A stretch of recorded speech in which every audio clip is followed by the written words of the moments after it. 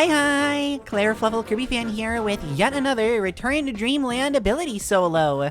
I stream these runs live on my Twitch channel, Claire_Fluffle, of course, Claire with a K, so follow me on there if you want to see them live. I practice these runs on Fridays and run the runs on Saturdays. If you want to see more runs like this on YouTube, you can feel free to give the video a like, leave a comment, and ring the notification bell after subscribing, as all of those things help me out. For a quick overview on what we're going to be doing in this video, this is an any % Return to Dreamland speedrun, but with a twist. I'll be doing ability solos, only using one ability from beginning to end. This being any %, I start upon starting and end upon ending. I hope that makes sense, because if you don't get that, this video's not for you. This series is also just for fun. I'm pretty good at this game, but I'm no speedrunning master, so don't bully me, please. Thank you. So what ability do we have this time? Why, of course, it's... nuts! Okay, so we have a lot to cover in this video. I'm gonna keep this intro section really, really short. High jump has moves. You have high jump, rocket high jump, and mega high jump to help you move up. One is good for levels, and one is good for bosses, and one is there to remind you that life is unfair. You also have the rocket dive, which is the anti-jump. You do like the opposite of jumping. I'd assume that what it is anyway. I can't really tell you. You may remember from such classic videos as High Jump, Kirby is suffering, that it didn't look very promising there. So let's see if it actually is promising or not, and just get into the video already. If you've already watched the Beam video, I don't need to go over this in too much detail, but if you're new, I'll give it a quick rundown. Basically, at this point in the first level, we can inhale these 3 enemies, their names are Sir Kibble, respect them, and use this nifty feature called mixing to get any ability we want, hence how these ability solos are even possible. It's a total nightmare and I hate doing it, but on my first attempt, I got wing 3 times, and then I got sleep, so... there's that. Okay, but now we have high jump and things are about to get interesting. Well, that's a lie because the level is over, but starting with level 2, things are about to get this obvious, less interesting point about high jump out of the way. It sure can jump high. Very useful for vertical parts of the game, like a lot of the game. Far more interesting, though, is the speed in which you can use high jump, and that's because it's slower than slide kicking. Why do you do this to me, life? But see, when you use high jump, there's this really long cooldown before you can use it again. I guess because hot air rises, Kirby needs more time to cool down. I'm sorry, don't unsub because of the pun. What's interesting here, and why this video is about to take a turn towards insanity, is that you're only unable to attack during the cooldown period. If Kirby could do anything other than attack, why?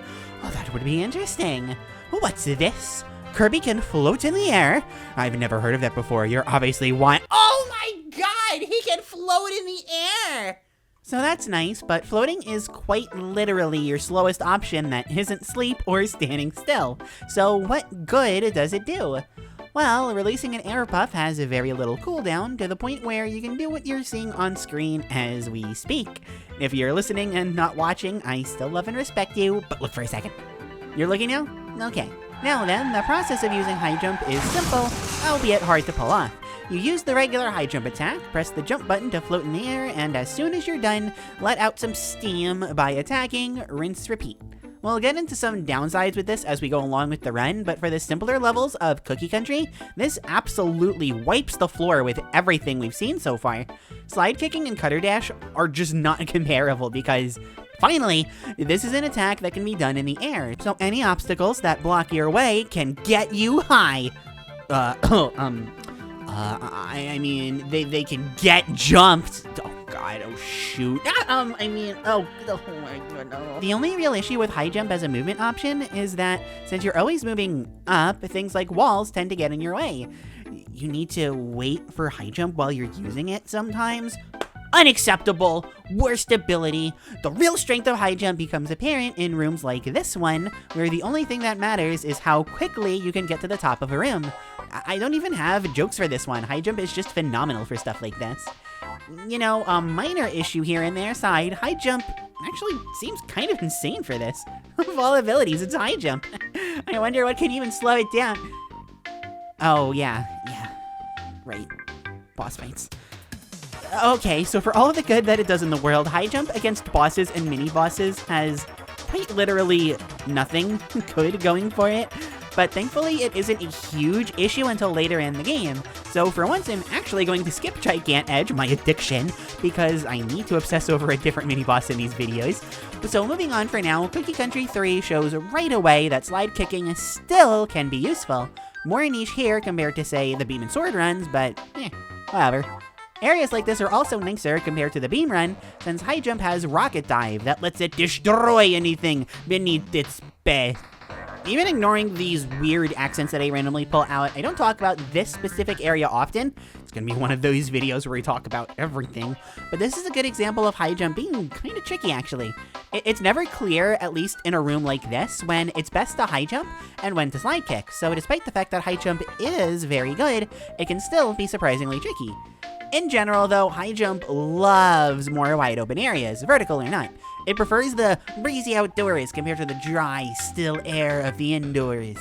That said, kind of related to things that I don't get to talk about often, let's talk about invincibility candy and why that is even faster than high jump. Okay, so like, imagine slide kicking? Yeah? Imagine that, but with like, no end lag. Dude, far out. That's literally it. And if you need to not slide kick because enemies are in your way, jumping is still just so fast. I bet Kirby's not looking forward to the sugar crash in a few hours though. Now then, we do have a boss fight to discuss, so while the wispy fight plays in the background, I'll go over the basics. Ahem. The basics are all high jump has. Thank you for listening. Now let's move on. Charging high jump does more damage, and that's literally all it has. There's no exaggerating here. To say one positive about it, though, it's that, unlike sword and beam, this is very, very easy. It's kind of hard to mess up very basic strategies. I'm still sure to mess up these very basic strategies, but what can you do? So the final time as Wispy dies and cries is 11:05, and... Wait a minute, what? Cutter was still faster? 10:52? This crushes sword and beam, of course, but how the heck was Cutter better? I thought this was so much faster. It's literally mixing. You not only get Cutter earlier on in the run, but the mix setup and actually trying to get it takes a painful amount of time, even with my very generous pausing of the timer. But there's no mixing for the rest of the game, so maybe things will start faring a little better as we move on. To start Raisin Ruins, I want to show off a recurring trend of the run. I said in the Cutter video, and the beam one too, I think, that Cutter pulled new stuff out of its pocket like all the time. High jump doesn't. It really only needs the base move, so while it won't be pulling off any fancy new tricks, look at this, it really doesn't need to. Alright though, this is what we've really been waiting for. Look at this huge open outside area that's almost entirely vertical. High jump goes crazy here. I didn't even know some of these enemies were this high up. I've been playing this game since day one, over 11 years ago, and I never knew this. And we still just end up by the door when we're done with this. As if it couldn't go any more perfect. Unfortunately, we still have to wait for these stupid boulders to pass by. High jump might actually be able to do it, but it would be a really close call like Cutter was. It can get past the big one, if nothing else. Basically, the flow of the run is this. High jump does really, really good, then you come across a mini-boss and realize, that's right, this ability actually stinks. Then you beat the mini-boss, and after suffering, you realize, oh wait, this ability is insanely good. Or in this case, I should say this ability is bonkers. So remember in the other videos how I said that water was an issue? Ha! Ha! Please, let the footage speak for itself. Can you even see the full body of water? Well, I mean, okay, yeah, in the background you can see a full body of water, but just let me have this, okay? Another nice positive for high jump is that, unlike the other abilities, the only movement-related thing that high jump isn't very good at, moving straight forward, Kirby has covered. In a room like this one, slide kicking is totally fine and doesn't really cost all that much time. And this is part of the reason why aerial dash attacks, term encompassing, are so important. There's nothing wrong with high jump and not having this option since Kirby covers it already, and it can basically do anything else, although it is annoying when you need to move straight ahead in the air. It sounds like a nothing problem, but it really isn't. The results truly speak for themselves, though. I always whine about this part being really hard, and high jump completely trivializes it. Speaking of trivializing things other abilities struggle with, these super ability sections, total joke. Literally, the hardest part about this was that I used high jump when I shouldn't have one time and shot past the goal, costing me like, I don't know, half a second. Speedrun ruin time, start the whole thing over. That feel when runners actually do things like this and are totally valid in doing so. So now I want to talk not about Cutter, but Beam. Finally, I get to talk about something else. Since this was where Beam got most of its time save over Cutter. Drat, I talk about Cutter anyway. Beam had the beam bounce, using the dash attack in midair to get a crazy high bounce that let it get over things like cannonballs, twister tornado enemies, and more. Oh my. High jump I don't even think sees a single cannon. Yeah, it's good, it's good. And hey, a room actually made with high jump in mind. Does this all feel, I don't know, like unfair? I feel like a bully constantly comparing high jump to the others. Oh, wait, never mind. They're the mini boss. Now let's bully high jump. We're still early into the game, so mini boss health bars are still super low, but if you're savvy enough, you just know that 5-5 is going to be torture, easy or not. But we're not there yet, so check it out. High jump is genuinely faster than the cannons, even if only by a little. Yeah, back to feeling like a bully again. Thankfully, a large chunk of Raisin Ruins 4 is indoors, with ceilings tailor-made to make high jump suffer. This is probably the worst that it's looked in the whole run so far, considering the sand mill, tread sand, whatever, making it kinda hard to use slide kicking, and the dark room, and water Galvaros. What a champ. Do you see this jawline? But even the super ability section goes pretty bad, something that even Sora didn't really have to worry about. Interesting. We can see the guideline for what makes high jump succeed and what makes it fail, but we'll get to that soon enough. For now, Mr. Duder. So something that I didn't get to mention during the Wispy fight is that when fully charged, high jump will crash when it hits the ceiling. This does damage, I think. Honestly, it's kind of hard to tell. But what matters is that you can use this to start charging early. Instead of using high jump and having to wait for the high jump to high end, you crash into the ceiling, and after like a quick second or two, you can start charging again and rinse repeat. It's helpful here because Mr. Duder really likes to jump around a lot. Yeah, he sure do be jumping, but is he high jumping? Technically, but also no. I really don't have anything else to add. I do this damage list, which is nice. Really took a long time though. We finished Raisin Ruins at 24:41 compared to, oh my god, Cutter finished with a 25:32. High jump saves almost a full minute. The hype jump is very real, but we do have to keep in mind that high jump shortcomings, which were, what were they again? Let's talk about them now while Onion Ocean plays in the background. I've commented on this a few times, but while Onion Ocean has some interesting stuff, for example, being able to totally bypass these ropes, doing great in the super ability section, and being awful against mini bosses are all so fascinating, but we're better off leaving Onion Ocean at a lot of it is underwater and moving on.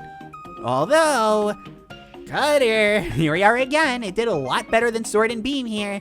And with all the water, high jump would have similar issues. Uh-oh.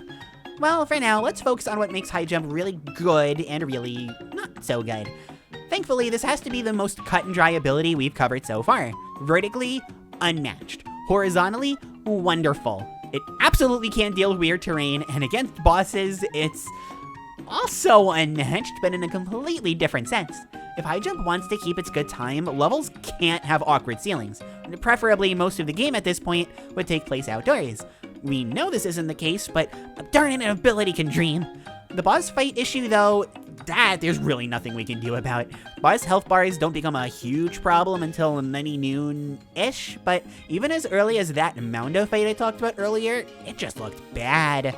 Great sound effects, though. Listen to how hype this sounds.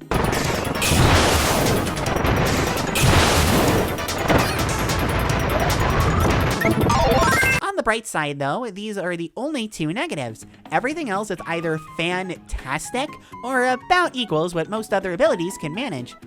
But for the obvious point, gotta compare it to Cutter.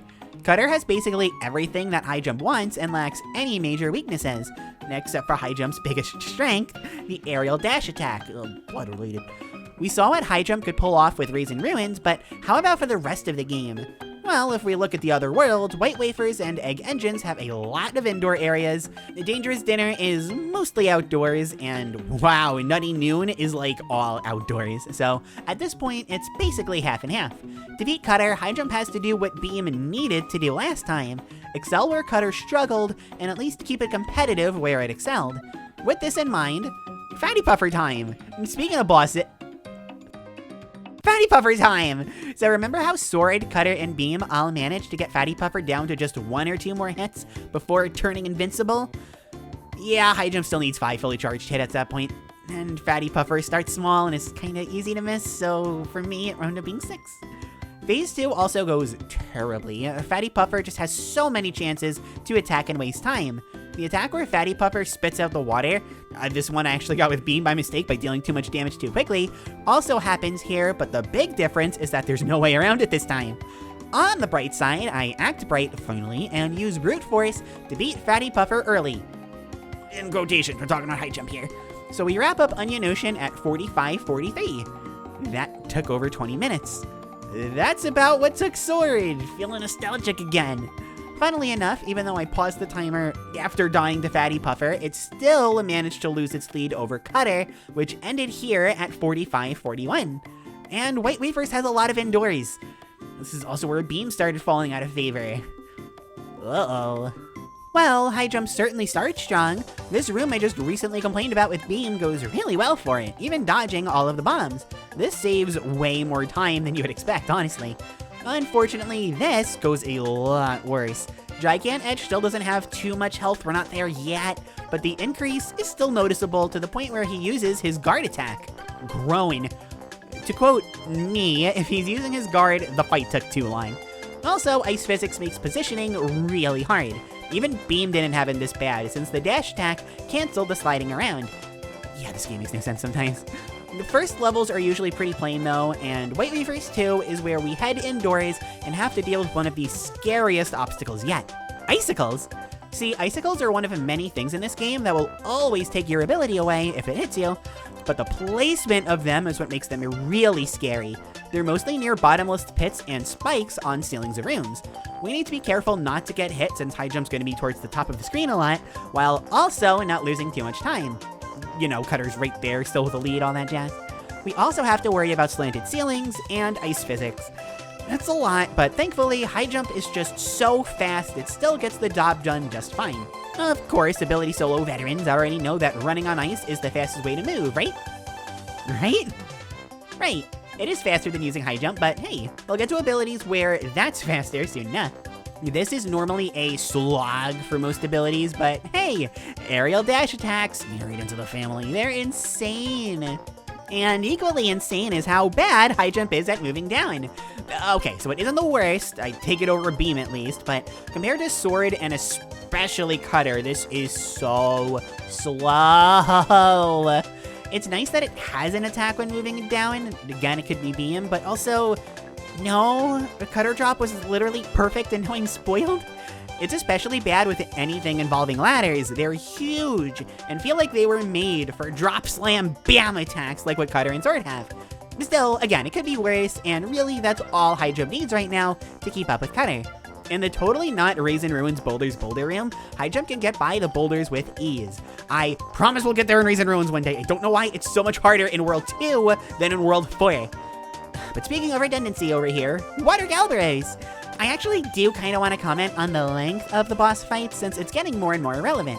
Boss fights don't take up very much of the game.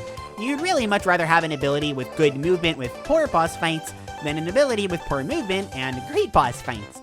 That said, a middle ground kinda would be best of all, being good in both, maybe with a slight preference towards movement, since that's so much more of the game. But the issue here is that high jump and Cutter both have good movement. High jump is certainly better for movement, but it's certainly worse against bosses, including Water Galbraiths. And because of that specifically, its final time is 99 hours, I'm sorry to disappoint you. But for real, bosses and mini-bosses having such a huge impact on Kirby games is so interesting. Really diving deep and getting good at them, it's one of the most interesting things to pick apart about these runs. Definitely worth piquing your interest at least compared to something like the Strong Winds bit. I mean, it's a fun bit and all, but high jump, again, it's like right there. It's kind of messed up that you didn't immediately notice that it was there. You're disrespecting high jump. Don't disrespect high jump. Much more interesting than anything I'm talking about is the icicle cannonballs. Oh, this game rocks.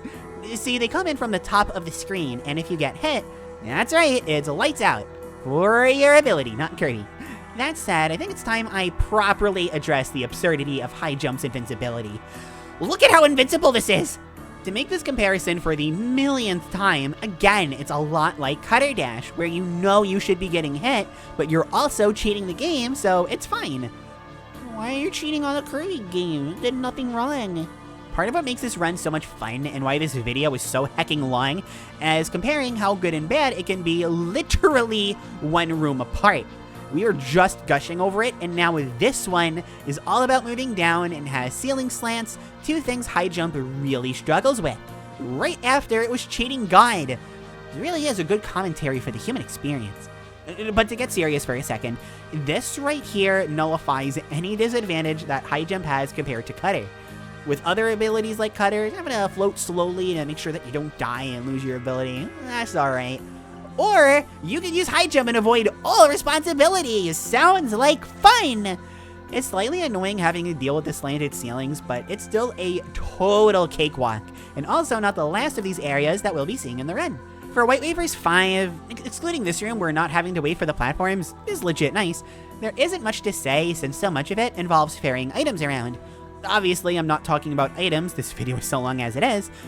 Also, they're useless with an ability like this. Hello! So for now, we're going to go to Goliath and fight the monkey. Phase 1 goes so poorly. I don't even play it that badly. You see, high jump can actually be pretty easy to miss with unless you're like right next to a boss. It's kind of interesting against the grounded ones, but when they're in the air like this, you just kind of want to cry. But thankfully, I did the run already. This is post-commentary, so you don't have to listen to me cry. Yay!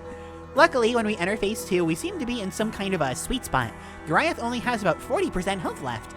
It doesn't wind up amounting to much. By high jump standards, this felt really good, and I remember botching this very simple strategy with Cutter pretty badly, so I'm sure that this specifically does work out. I also never lose high jump here, which is big. Again, I did with Cutter. It was bad news. Speaking of Cutter, you know what time it is. When we beat Goliath and we get the piece of the ship, high jump got out of the cold weather at 103.29, while Cutter did it at 105.29? What the? Yeah, a big part of it is the icicle bowling pins for sure, as well as me scuffing a lot more with Cutter, but I imagine that these two wind up having pretty similar times without the scuffs. Still in high jump's favor though. Even still though, even if there was this parallel world where Cutter was in the lead, it wouldn't matter. It's nutty noon time. Alright, here's this whole thing summarized in 5 seconds. Nutty noon is nearly all vertical, stuff that high jump loves. Of the first 4 levels, 3 of them are focused basically only on moving up, and it's not like the one that isn't is a boss rush or anything. That's later. Rooms like this are normally a nightmare because I don't have anything to protect me from the dangers of above, but high jump, go figure, doesn't have to deal with any of that. This even extends into the next room where all of the previous abilities either cut the ropes or didn't have anything to really help them. Helped even further when the room after that is also mostly vertical. Unlike Beam, this all works out because this isn't just a little bounce. This makes Kirby go really high, really quickly, all for the low, low price of low, low damage. Unfortunately, I did wind up having to wait for these spiky boulders to move by. Old habits die hard, I guess, but there's one later in the room that I normally do have to wait for that I managed to skip by. Some of these are very small time saves, some of these are really huge, but top to bottom, high jump looks really good here, as it winds up being for most of Nutty Noon. And Nutty Noon 2 is some of the least vertical that we're going to see, but it doesn't stop high jump from being high fast. I don't know, this stuff gets hard after a while, okay? It's really good in areas like this where you want to avoid trouble and quickly move on by. Again, wow, the human experience, oh my. And hey, look at that, an entire part of the level where moving up quickly is all you need. Now, just because this level doesn't have a lot of it doesn't mean it has none of it. Unfortunately, afterwards, there is a mini-boss fight as well as a super ability segment that high jump actually kind of struggles with. And while the super ability bit is simple enough to explain, let's rewind back to Moundo and finally talk about why boss health bars getting bigger is real bad news for high jump. Well, I mean, for the obvious reasons, bosses with more health equals bosses that take more time to kill. But the same thing rings true for any ability, good or not. The hard pill to swallow here is having to deal with the attacks where bosses turn invincible, and even if stronger abilities can't avoid that period, they can finish off a mini-boss like right after. High jump can't, which results in even more time being wasted, and in some cases, more uses of the invincibility. If we were doing Triple Deluxe or Planet Robobot, this definitely would cost way more time, but as it stands, it's still annoying. You know what's not annoying though? Nutty Noon 3. There is just nothing here that gives high jump any sort of issue. Frankly, this is probably the best that high jump is going to look for the whole run. Honestly, kind of speechless. That said, it's my job to not be speechless, so to fill in the basics, you normally play this segment by grabbing onto the little rope things and using them to rebel against the wind to get to where you need to be. But why do that when you can... Those are supposed to be high jump noises. And then you get to the next room and you gotta move straight up. Check. Even moving down into this area, things are looking good enough, considering that most of what it is really just slide kicking. And basically every ability is best off slide kicking here. Then it's back to the good stuff, managing to be faster than ever somehow, thanks to high jump's BFF ladders. You put these two in a room together, high jump and ladders, they're happy. BFFs. Basically, you replace the high jump slash float slash puff slash repeat process with grabbing onto a ladder and then immediately jumping. It's the reverse drop slam whoop bam attack from the early game. And then Nutty Noon 4 winds up being really good too, especially in this first area where other abilities had to slowly trudge by these enemies. High jump just goes, ha ha, right above all that danger. Play smarter, not harder. There is a mini-boss fight at the end. Hey look, the video from a few days ago that I used, kinda weird looking back on it now. But on the bright side, after you beat him, you just kinda get to skip the rest of the level. This is an ability universal thing, but since high jump is good enough for me to cover every little detail, okay, maybe it's not that good, but yikes, could you imagine? I may as well bring it up here. Okay, now, as you all know, Nutty Noon does not have 4 levels, it has 5 levels. And the 5th level, oh man, it's the mini boss rush. 4 mini bosses, back to back to back to back. Oh, this is gonna be painful. This one level actually winds up being just under 20% of the time that we spend in Nutty Noon. And we barely spend any time in Nutty Noon. Have you seen how good high jump is here? And I mean, that might sound okay. There are 5 levels, that kind of adds up. But then you realize that 4 mini bosses and a little bit of a level shouldn't take nearly that long. And also there's like technically 6 levels because Grand Doomer counts. Oh, here we go. Gigant Edge, by high jump standards, this goes pretty well. Which translates into, it could have been a lot worse, but this is really all I can do. Yikes. Fully charged high jump is strong and all, but it takes so long to charge. Mini bosses are pretty stationary, thankfully, but still. Then we get to Moundo, and I immediately goof by attacking too early. Oh no! Thankfully, the rest of the fight goes as well as it can, I guess. He doesn't go for his invincible running move twice. Water Galbros is interesting because it kind of looks like it actually went well. I had to attack a bit early at the end, which costs a little bit of time, but otherwise, this did not go poorly. We can always rely on good old Water Galbros to do us right. And for once, finally living up to the way that I hyped the thing up, Dubier was a little tricky. Still not hard, despite, me, but once he started charging the electrical attack, I had to play carefully. Now, before that, the fight was easy, and it feels like there's less health to chunk away at compared to the others, but regardless, it's still simple stuff. So, on the whole, the boss rush was definitely better than I thought it would be.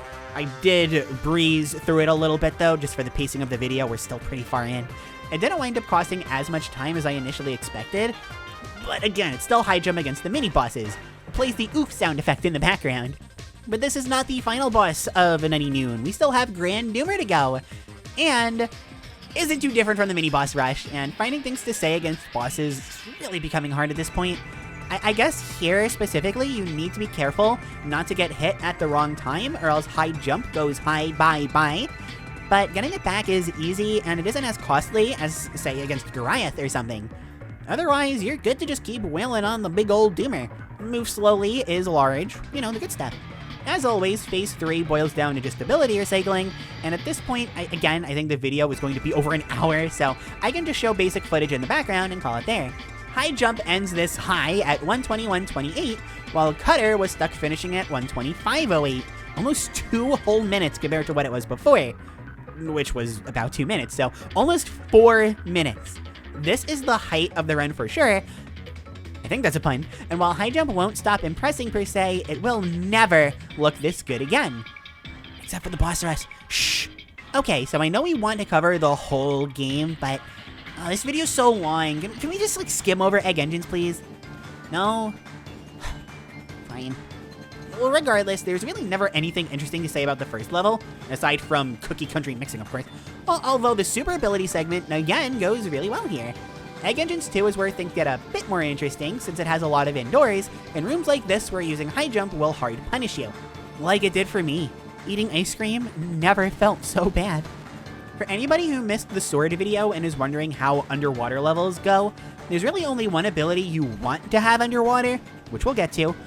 Otherwise though, so long as you don't have sword, you're fine. Hey, can Claire go one video without picking on sword? Find out now, because the answer is no. High jump has some awkward bits, but for the most part, this level's kinda easy peasy. There's a decent chunk of the next level that you barely use high jump in, making us all feel super nostalgic, I'm sure, but bad mini-boss fights and good super ability bit aside, there's not much more to say. And same with Egg Engines 4, there's a lot of underwater here. I gotta really shout out these eels though, they're really cute. I don't hear people talk about these little fellas enough, but I love them, they're good eels. Egg Engines 5 is slightly more interesting since there's so much airtime it can have here, but at this point in both the run and the video, you either want to see the endgame real bad, or Egg Engines is super interesting and Dangerous Dinner probably isn't. And Dangerous Dinner is way more vertical, so let's just skip to the Metal General so we can get there. And it's all stuff I've already said. Phase 1 sure is a phase. I charge high jump, but do I use it? Yeah, of course I use it. Metal General attacks, but does he hit me? Yeah, once or twice, no biggie. I have multiple charges in my attacks, but do I use them? Yeah, sometimes you have to end your charge early. Sometimes you'll get the weak one, you'll get the middle one. You want the fully charged one, but... Oh, okay, I'm stalling. Check this out. At phase 2, a Metal General gets mad and pulls out a rocket, as you should, but we actually have just enough time to destroy the rocket. Even high jump can impress against bosses. Before going back to its normal performance, of course. If not slightly worse, since he's actually far more mobile in phase 2. Kinda hard to believe that high jump can look worse than it did before. Metal General even gets to a point where he pulls out another rocket and I need to destroy him before he goes into the background because... God, that takes so much time. No! No! Okay. Oh my god. Still, like in all playthroughs, he has to die eventually, and so he explodes. Hooray! So we can shove Cutter aside at this point, it's got no shot. But more importantly, if we can beat the rest of the game in 18 minutes, we'll get our first sub 2 hour run. Just Dangerous Dinner and the final area? Can we do it? Oh my god, we might be able to do it. Okay, Dangerous Dinner, we just gotta breeze by Dangerous Dinner, okay? Okay, high jump going fast, oh my god, oh my god, oh my god, it's dodging lava spurts and the alien birds, and it's still needing to use slide kick. This slide kick never ends. Of course, the one thing concerning me about beating the game in such a short time, it's gotta be these stupid mini-bosses. Okay, Water Calibros is not stupid. I'm sorry. Does not go down without a fight.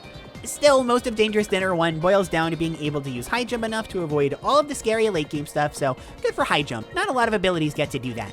It should also go without saying that it, once again, absolutely trivializes the super ability volcanic bowling bits. Seriously, play Kirby. The set pieces in these games are so much fun. Dangerous Dinner 2. Yeah, this room is really cool and made with high jump in mind, so it can kind of cheese everything. Yay! Yeah, super bonkers. No, it can't cheese anything with mini bosses. Hurry up, we're running out of time. Dangerous Dinner 3. Okay, actually, confession time here. Had a bit of an Elgato disaster. Yeah, it stayed cooperative for Beam, but at some point during this run, the sound became a little bit distorted. So I paused the timer to stop recording Elgato to fix it. I know what the fix for the problem is. It's actually very simple, but it's not something that you can fix while Elgato is recording. And I never turned the recording back on afterwards. Yes! Okay, so this one was actually mostly my fault, I'm willing to admit here. But if Elgato would have just functioned properly, we wouldn't have had this issue to begin with, so it's still Elgato's fault. Of course, I still have the stream footage, and that all worked out, so once again, you'll have to deal with my big ol' head being in the corner. Sorry. But okay, this room goes well because it's large and it's open and vertical. Oh my god. Then we get to see Water Galderos one last time. And then we fight Landia. And the fight goes poorly. What else did you expect? Phase 2 goes alright, I guess. I don't know. But another dimension. We all know the shmup section. It seems that it's going to be every time. So now I'm going to go to live commentary Magalore to see if we can still beat this in under 2 hours. Alrighty, so here we are again at Magalore, the final boss time. This is super exciting. Sorry if I kind of breezed over the late game quickly. It's more of an issue for Dangerous Dinner than it was for Egg Engines. But again, we're just so close. And I'm kind of trying to recreate some of the excitement that I had during the stream because we just didn't know during this. Oh, I lost high jump right there. Yeah, that's kind of the annoying thing about high jump is that because it's so weak, there's so many opportunities, at least the later in the game that you get, to lose the ability. It's not great. Well, for the boss fights, we spent the rest of the run looking at how good high jump was for literally everything else. So while this attack is going on, like I was saying before, Dangerous Dinner, that one got affected a little bit more than Egg Engines did because kind of, again, the nature of how it went, and I was trying to recreate kind of the fun magic that we were feeling during the run itself. But high jump, unfortunately, it really, really is just too weak. I can't attack Magalore during this because his whole hitbox, at least from what I've observed over the years playing, you might be able to brute force that, but I remember it was the cutter run, I believe. I tried to get behind him and it didn't work. It might be different from high jump because it doesn't move forward when you're going down, but it still wanted to save too much time just because high jump is the way that it is. Now, during the beam run, I messed up the ability recycling pretty badly. I think I got it just fine during the sword run, but I remember what had happened during the beam run, so I don't take this chance again. It does cost a little bit of time. Unfortunately, that's just kind of the way that single player has to work, but it isn't too bad. It's definitely less costly than just missing it entirely like I had done with Beam. And luckily right there, I got the instant hit, so we don't have to worry about that. Now, I am pretty sure that there is a way to still ability recycle while getting that initial hit on Magalore. It's really hard, but again, I'm pretty sure it's doable. I know this is much easier because if I'm not mistaken, Magalore doesn't immediately pop into the foreground. Yeah, no, you actually have the time to get it back. Now, that did cost a little bit of time because there is that little bit of startup, but thankfully, it doesn't wind up being too bad. I do almost lose high jump because it was gone for too long, but we are good. Now, Magalore is going to do this attack again. Like I said before, there's really not too much that I can say. You can't make this attack any faster or slower. It's just kind of there, something you got to deal with. I'm sure there's going to be a two-player strat discovered someday that changes that fact, but for now, nothing you can really deal. Now we are going to be at the really easy part because this isn't even ability recycling. We just wait for the Ultra Sword to drop. You never know where it's going to drop, but it dropped there, so it's okay. Now we get the Ultra Sword here. We can just mash the attack button because Magalore is right there. I do like how the enemies actually like immediately disappear. That's fun. I always worry that I'm not going to get my ability back, but it always works out. And thankfully, because we have the charge on the high jump, for once having the charge is actually nice. Something like Beam or Sword, we didn't actually beat that part of Magalore in one hit. But now we can go to Phase 2. Phase 2. Alrighty, now we're on to Phase 2. Something that I do want to point out really quick, it has nothing to do with the run, but a viewer had redeemed the nervous sweat marks on my VTuber avatar, and it really worked out, because I was still trying to, not say what time we had, but obviously I was trying to get under a certain time, so I just kept it on for the whole thing, because, you know, why not? It fit perfectly. There's still not too much to say about Magalore. Something like that, that's what I've been talking about throughout this video a lot. When you're fighting bosses and mini-bosses, you want to fully charge, but because that charge just takes so long, you don't always get that opportunity. And there's a great example of just having to react. High jump is too slow. When bosses are in the air, it's just so much harder to hit. But luckily here, I think this one's a little different than the one. Yeah, no, I do get to thankfully... Oh, I actually take Magalore out there. That's actually really good. The fact that we did it there, we didn't have to wait for the actual full attack animation to go. I don't know what I was doing there. It was taking a nap, I guess, or something. I don't know. But thankfully, we get a good hit there. Something that's pretty nice to do against mini bosses is to do the charge attack and then do the downward. I think it's called the rocket dive. I'm pretty sure that's what it's called. The problem, it's just so slow, and it's not worth taking the potential damage. Here we go. I don't like using normal Kirby projectiles because that kind of defeats the purpose of having an ability solo, you know? But in a case like that, you know, I just swallow or spit it out in a place that it won't hit Mangalore, and then we're good. This one isn't really as exciting as Beam because I have so much of my health left. We are about to deal the final hit, so we can see what the heck is this final time. Let's find out. No, what? 206? Oh, I was so excited. I really thought high jump could pull it off, but alas, 206.49 is the final time. And you know what? That's almost 6 minutes ahead of Cutter at 212.40. I definitely think with practice, both of these abilities easily can get under 2 hours, even with my very basic knowledge of routing and such. And while I made a lot more mistakes with Cutter, at the end of the day, that's still a 6-minute difference. I don't think I made that many mistakes with Cutter. High jump is definitely our best ability so far, and I'm really looking forward to seeing what's going to top it in the future. This was a very unsuspecting ability. You would just think, like, it's just high jump, so on and so on, but yeah, I baited you all hard with that video I posted a couple days ago. That's just how I roll. But for now, that will do it for the video. I have been Claire. Thank you all so much for watching. The ability solos will hopefully be rolling out at a steadier pace at this point. We do have Return to Dreamland Deluxe coming in just 3 months. I've got a lot of abilities to go. So I will see you all in another video. And until I see you again, bye!